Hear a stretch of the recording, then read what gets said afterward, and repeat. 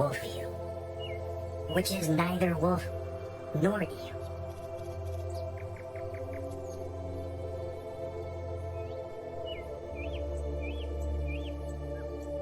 He's a 7-foot fish with a predatory punch.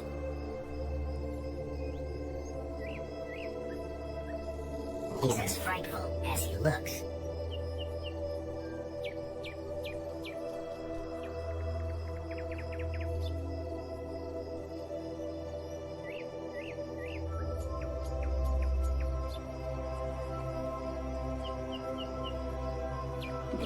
With one of the strongest bite forces in nature,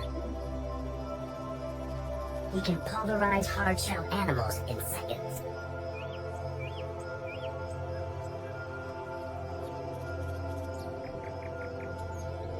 Despite his trap jaws and frightful mug, he's got a romantic side. And this is the object of his affection, a lady in red.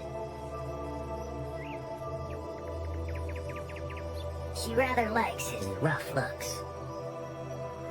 Soon they're moving in together.